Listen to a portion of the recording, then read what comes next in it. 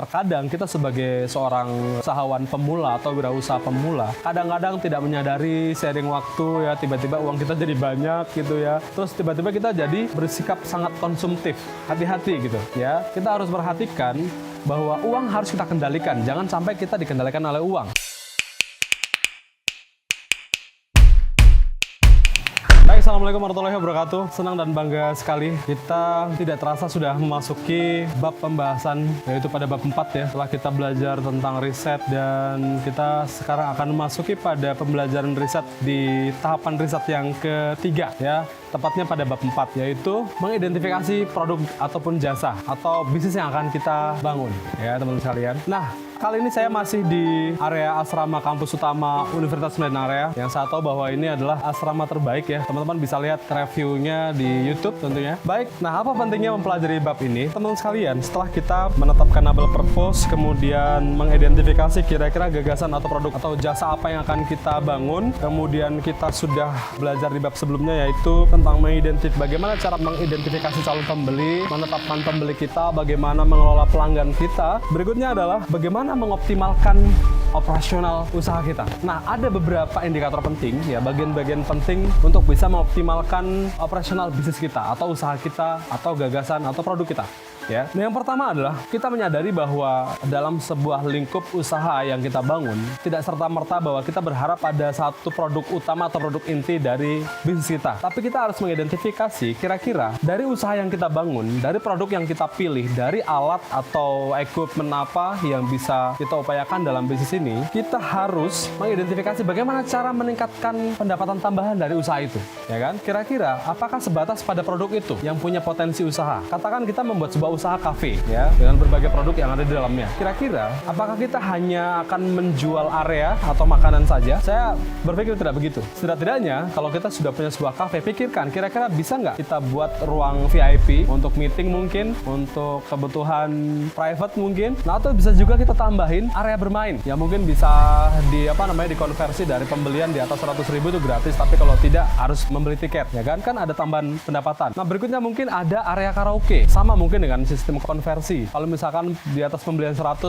karaoke-nya gratis, tapi kalau nggak beli di atas 100.000 karaoke-nya bayar, ada potensi pendapatan. Nah, berikutnya adalah untuk seminar barangkali, atau kemudian makanan tidak hanya didapatkan dengan cara dine-in, tapi bisa untuk partai besar, partai kecil, cateringan, nasi kotakan dan lain sebagainya. Nah, hal ini harus diperhatikan agar kita tidak hanya menunggu ya kan sumber utama dari inti bisnisnya gitu, tapi kita harus pikirkan bagaimana ada tambahan-tambahan penghasilan dari seluruh kegiatan usaha kita gitu ya kan. Kalau misalkan teman-teman memproduksi sebuah barang, saya yakin pasti akan ada menyisakan sisa hasil produksi, katakanlah barang sisa ya, atau sampah atau limbah. Nah, kira-kira sampah, limbah atau sisa produksi tadi bisa nggak dioptimalkan ya kan, bisa nggak dikelola ulang, bisa nggak direuse, bisa nggak dijadikan sebuah hal baru, produk baru mungkin, equipment baru mungkin, atau hal-hal yang sangat mungkin membantu kita dalam memberikan dampak tambahan pada usaha itu gitu. Jadi jangan sia-siakan gitu, ya kan? Satu harian kita operasional cafe hanya menunggu tamu dan jual makanan, saya pikir sayang sekali, ya kan? Kita produksi barang kemudian menyisakan sampah, menyisakan limbah, ya kan? Saya pikir itu sayang sekali. Dan bahkan akhirnya nanti akan mendapatkan komplain dari warga kalau katakan limbah ya, gitu. Jadi pastiin dari setiap lingkup kegiatan, waktu, kesempatan dan sebagainya bisa berdampak pada pendapatan teman-teman sekalian. Nah, jadi hal yang pertama harus diperhatikan dalam riset terakhir adalah bagaimana meningkatkan penambahan omset usaha. Itu kira-kira.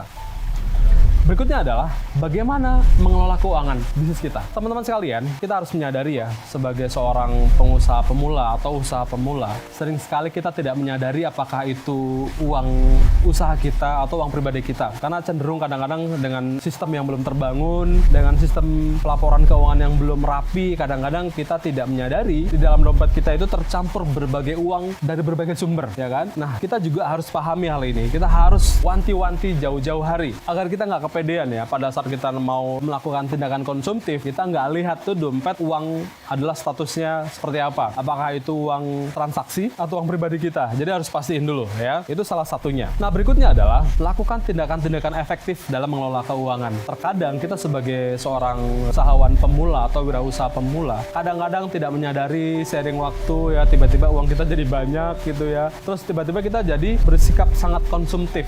Hati-hati gitu ya. Kita harus perhatikan bahwa uang harus kita kendalikan. Jangan sampai kita dikendalikan oleh uang. Dalam bentuk operasional sekalipun, sebisa mungkin kita harus bersikap tegas terhadap uang. Sebisa mungkin jika tidak perlu dikeluarkan sebuah keputusan mengeluarkan uang, apapun itu, ya, kecuali pada hal-hal yang urgent, kecuali pada hal-hal yang sifatnya sudah fixed cost, hati-hati gitu. Perhatikan, sebisa mungkin, seefektif mungkin, seefisien mungkin. Ya sih, kelihatan pelit, tapi kalau itu bisa menyelamatkan dan bisa membuat saving cost kita jadi lebih banyak, ya kan, cash kita jauh lebih banyak, karena cash adalah raja ya, uang ada itu jauh lebih penting gitu. Tanpa ada saving cost kita nggak tahu nanti ke depan akan mengembangkan usaha seperti apa. Tapi kalau ada uang, ada cash, ada saving cost, kita bisa mempertimbangkan kira-kira uang itu ada untuk apa dan seterusnya akan dijadikan seperti apa. Nah, jadi sebisa mungkin lakukanlah tindakan hemat atau penghematan, efisiensi ya. Nah, dua bagian tadi mengingatkan kita bahwa kalau kita sudah berupaya sebisa mungkin untuk menghasilkan pendapatan dalam usaha, maka kita juga harus ingat bahwa untuk mendapatkan pendapatan itu kan sangat sulit gitu. Maka kita sebisa mungkin harus menjaganya gitu. Ya, jangan sampai kita kebobolan. Nah, berikutnya yang ketiga adalah apa yang menjadi core utama, inti utama dari bisnis kita. Sebagai contoh, kalau kita buka kafe atau warung kopi, maka yang menjadi sumber utama dari bisnis kita adalah kopinya gitu. Kalau kita buka warung bakso, yang menjadi sumber utama adalah bahan baksonya, katakanlah daging, tepung, dan lain sebagainya. Mengapa kita perlu memperhatikan bagian ketiga ini? Karena apa? Jika kita tidak mengidentifikasi secara lebih detail, lebih dalam tentang ketersediaan inti utama dari bisnis kita, tiba-tiba kita kehilangan dari sumber daya itu, maka bisnis kita akan sangat tergoncang, akan goyang. Apalagi misalkan tiba-tiba harganya sangat melonjak ya. Jadi apa yang menjadi core dari sumber daya atau sumber utama, sumber inti utama dari produk kita, ini harus diperhatikan ketersediaannya. Kita harus jaga sedemikian mungkin. Kalau bisa, kita berlangganan dengan berbagai alternatif ya. Jadi sewaktu-waktu ketersediaan bahan baku ini tidak ada pada satu tempat, kita bisa minta dari tempat yang lainnya. Nah, penting yang memperhatikan pada bagian ketiga ini adalah untuk memastikan eksistensi bisnis kita gitu. Karena apa? Tiba-tiba nggak ada di alam gitu ya. Produknya adalah susu yogurt dari biji durian. Katakanlah begitu ya. Memang produknya bagus karena memang kandungan kalori pada biji durian itu banyak sekali manfaatnya dan vitaminnya ya. Tapi bagaimana ketersediaannya di alam? Yang musimnya sangat tergantung dari bagaimana alam men-setting musim dan perubahan musimnya gitu. Tiba-tiba tidak ada, maka pelanggan kita akan kecarian. Nah, jadi pastiin bahwa core utama bisnis kita harus dijaga. Jangan sampai ketersediaannya tidak terkendali sehingga sewaktu-waktu terjadi sebuah kondisi bisnis kita juga akan terganggu eksistensinya. Maka ini menjadi penting diperhatikan teman-teman sekalian. Nah, berikutnya adalah yang keempat nih, yang terakhir dari riset yang ketiga. Untuk bisa mendapatkan sebuah produk yang bagus itu kan tidak mudah. Padahal kita sudah menciptakan sebuah noble purpose yang bagus, yang sangat baik gitu. Kemudian kita sudah mengidentifikasi calon pembeli kita. Dan itu juga bukan hal yang mudah gitu untuk menciptakan pembeli, membuat mereka tetap membeli produk kita gitu. Maka untuk menjaga setiap langkah dan tahapan dari riset kita agar bisnis kita tetap bisa eksis adalah kita harus punya tim yang tangguh. Bagaimana cara mencari tim yang tangguh, ya kan? Karena untuk menciptakan, ya, mengaktualisasikan sebuah gagasan besar dari noble purpose, dari produk yang keren, dari riset yang bagus, maka ini harus dikerjakan juga dengan tim yang bagus pula gitu, yang punya keahlian. Seperti kita bahas sebelumnya, ya kan? The right man on the right place, ya kan? Apapun itu, ya kan, kalau tidak dipegang oleh orang yang ahli, maka ini akan hanya menjadi kesia-siaan gitu, tidak optimal, tidak maksimal gitu. Nah, jadi kita juga harus identifikasi gitu. Kira-kira kalau kita menciptakan sebuah usaha kafe, maka kita juga harus pertama perhatikan siapa kira-kira orang yang akan mengerjakan barnya gitu, atau pembuat kopinya gitu. Punya pengalaman membuat kopi nggak? Yang pertama, ngerti tentang jenis kopi nggak? Ngerti cara pegang mesin nggak dan cara merawat mesinnya? Ngerti mengelola air panas nggak gitu? Bisa mengelola dapur secara optimal nggak gitu? Nah, kemudian siapa kira-kira tukang masaknya atau kokinya? Berapa masakan yang bisa dibuat kira-kira? Atau menuju pada inti bisnis utama, kira-kira kalau produknya adalah ayam, ya kan? Bisa mengelola ayam seenak mungkin nggak gitu?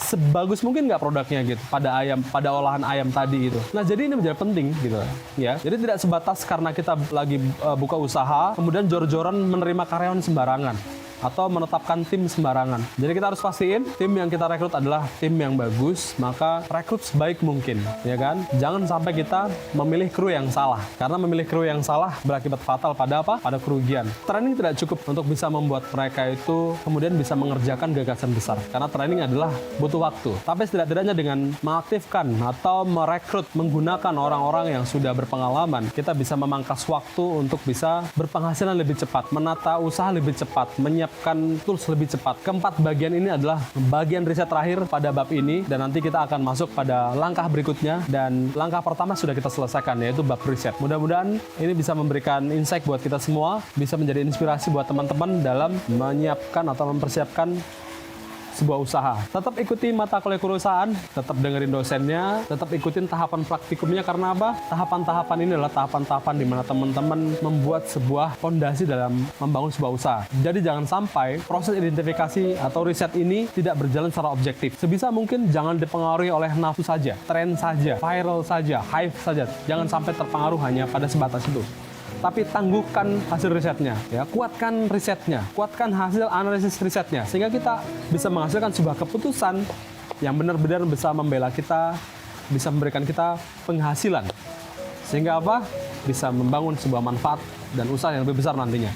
Mudah-mudahan kalian nanti sukses semua dalam mengerjakan tahapan-tahapan praktikum yang diberikan oleh dosen kita, sehingga kita bisa mengikuti tahapan berikutnya. Selamat mengerjakan praktikumnya. Mudah-mudahan risetnya lebih mudah ya, baik itu secara daring ataupun luring. Demikian, Assalamualaikum warahmatullahi wabarakatuh. Ketemu di perkuliahan berikutnya.